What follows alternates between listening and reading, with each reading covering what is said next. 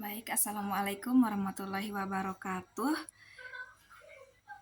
Perkenalkan, saya Hadania Binuril Ilmi, NIM 24211010.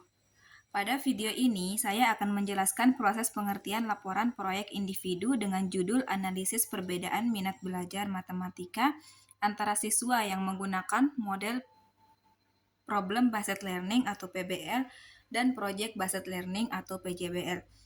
Pada analisis ini, saya menggunakan bantuan Microsoft Excel untuk menyusun data dan aplikasi SPSS untuk melakukan pengujian statistik.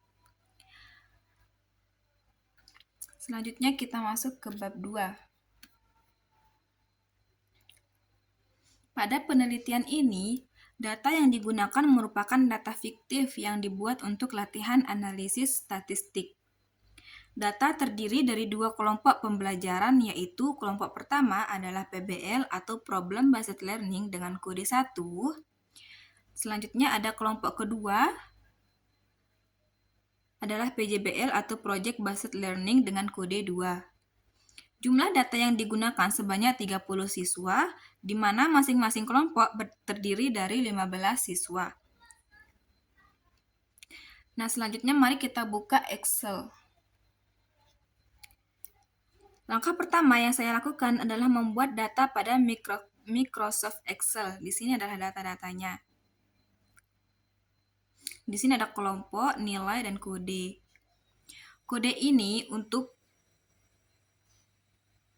PBL itu kodenya 1, untuk PJBL itu kodenya 2, seperti yang ada di laporan tadi. Setelah kita sudah memasuki semua ini, semua isi kelompok, nilai, dan kode, selanjutnya kita input data ke SPSS. Di sini kita buka SPSS, di mana setelah data selesai dibuat pada Excel, langkah selanjutnya adalah memasukkan data ke aplikasi SPSS. Masuk ke variabel view. Pada variabel view, saya membuat dua variabel.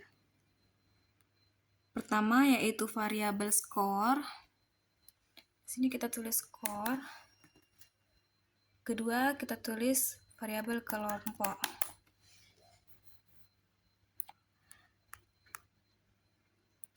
Untuk skor, untuk tipenya itu sama-sama numerik dan weight-nya itu sama-sama 8.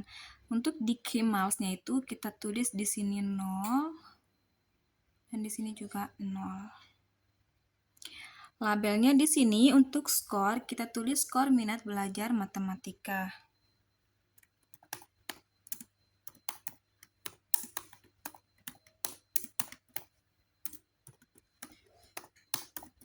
Skor minat belajar matematika. Untuk kelompok itu kelompok model pembelajaran.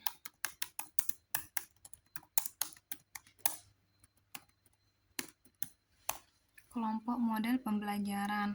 Nolnya itu sama-sama untuk force-nya itu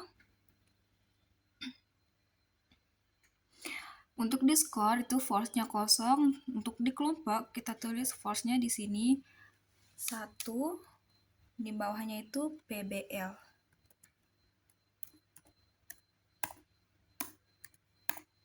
Kita ADD.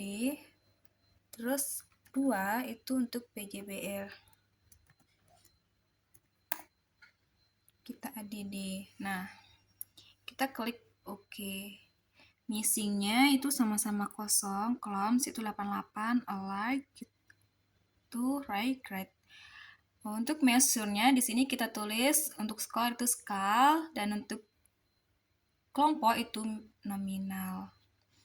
Nah, untuk variabel view-nya di sini sudah jadi, kita lanjut ke data view. Untuk data view, untuk mengisi kolom-kolom data view ini, kita harus mengcopy data yang sudah kita buat di Excel. Di sini kita copy sampai semuanya. Kita pindahin ke SPSS-nya. Nah, sudah seperti ini. Selanjutnya,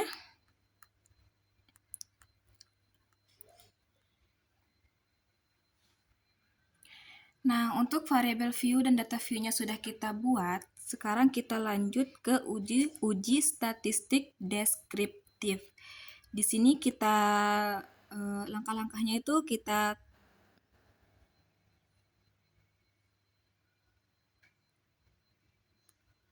klik analisis. Sebelum itu, tujuan analisis ini yaitu untuk mengetahui gambaran umum data seperti jumlah data, nilai minimum, maksimum, rata-rata, dan standar deviasi. Pada bagian ini, saya memasukkan variabel score minute, kemudian klik OK. Nah, untuk langkah-langkahnya itu, kita klik di sini, kita cari complements, itu kita klik ke mens, lalu skor minat belajar itu kita taruh di dependent list, untuk kelompoknya itu kita taruh di independent list, lalu kita klik OK.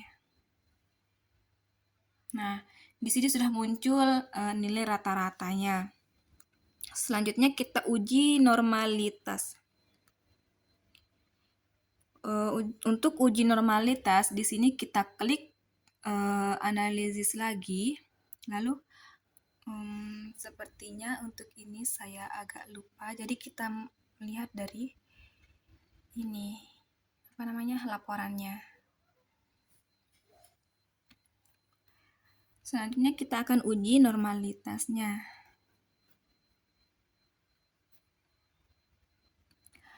Nah, di sini untuk uji normalitasnya, langkah-langkahnya itu kita klik analisis, terus kita pilih deskriptif statistik, lalu kita pilih explore. Selanjutnya, masukkan skor minat pada bagian dependent list. Skor minatnya pada bagian dependent list dan kelompok itu pada bagian ini untuk kelompoknya itu pada bagian factor list. Nah, kita klik plots, lalu kita centang normality plot with test. Normality plot with test. Kita klik continue, lalu kita klik OK. Nah, jika sudah, nanti akan muncul deskriptif sama test of normality-nya. Ini untuk uji normalitas.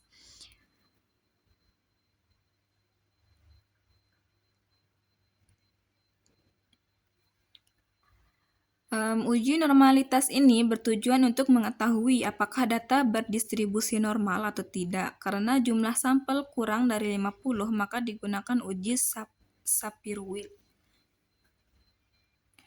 Baik, setelah ini sudah ketemu, kita lanjut ke uji homogenitas. Untuk uji homogenitas juga sama, tapi saya lupa caranya, jadinya kita lihat lagi caranya di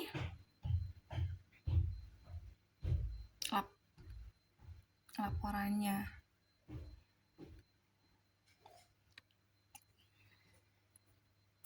Kita lanjut ke uji homogenitas. Di sini langkah-langkahnya kita klik analisis lagi, lalu kita klik complements, lalu kita klik independent sample t-test. Di mana di sini sample independent t-test? Nah, di sini kita klik, lalu masukkan skor minat pada tes variabel dan kelompok pada grup variabel. Karena di sini belum bisa klik OK, maka kita klik defines. Di sini grup 1 sama dengan 1, grup 2 sama dengan 2, kita klik continue, lalu kita klik OK.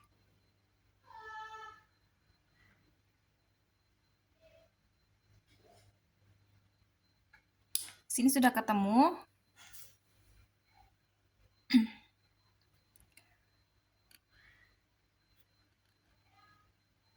Di sini sudah ketemu untuk independent sample t-test untuk Levens-nya atau uji homogenitasnya. Selanjutnya kita uji hipotesis. Uji hipotesisnya juga sama dengan cara yang uji homogenitas.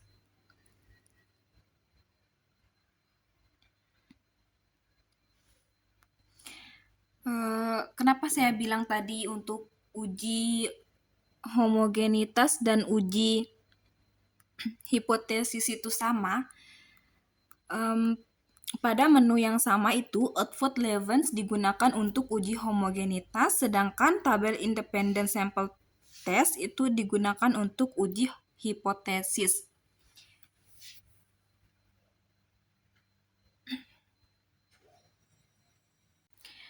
Berdasarkan hasil analisis data menggunakan SPSS mengenai perbedaan minat belajar matematika antara kelompok eksperimen dan kelompok kontrol, dapat disimpulkan bahwa data penelitian telah memenuhi syarat untuk dilakukan pengujian hipotesis. Hasil analisis statistik deskriptif menunjukkan bahwa kelompok eksperimen memiliki nilai rata-rata minat belajar sebanyak 82,07.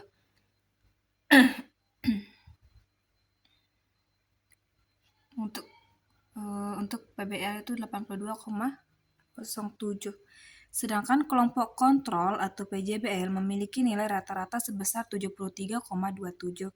Hal ini menunjukkan bahwa kelompok eksperimen memiliki tingkat minat belajar yang lebih tinggi dibandingkan kelompok kontrol. Berdasarkan uji normalitas, data pada kedua kelompok berdistribusi normal karena nilai signifikan lebih besar dari 0. Kita lihat di uji normalitasnya.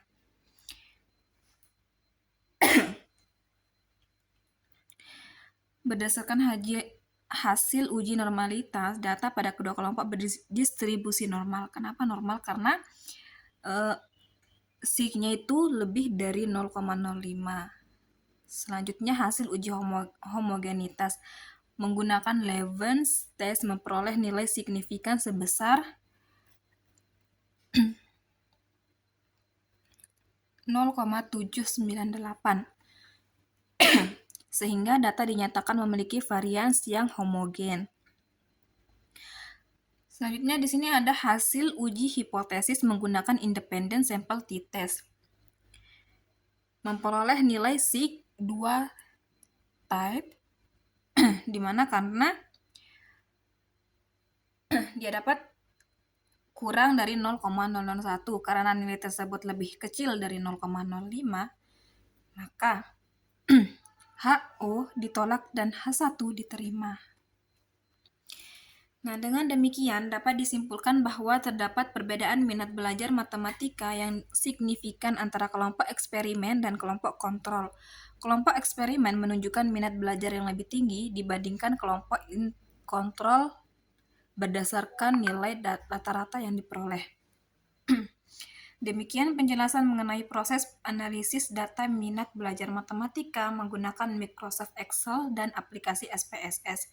Berdasarkan hasil pengolahan data dapat disimpulkan bahwa terdapat perbedaan minat belajar matematika yang signifikan antara kelompok eksperimen dan kelompok kontrol.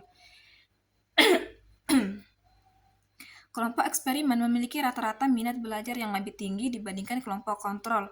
Melalui proses ini, mulai dari penyusunan data, analisis statistik deskriptif, uji normalitas, uji homogenitas, hingga uji hipotesis, menggunakan independent sample t-test. Dapat diketahui bahwa analisis statistik membantu dalam melihat perbedaan hasil dari kedua kelompok secara lebih jelas dan objektif. Sekian penjelasan dari saya. Terima kasih atas perhatiannya. Wassalamualaikum warahmatullahi wabarakatuh.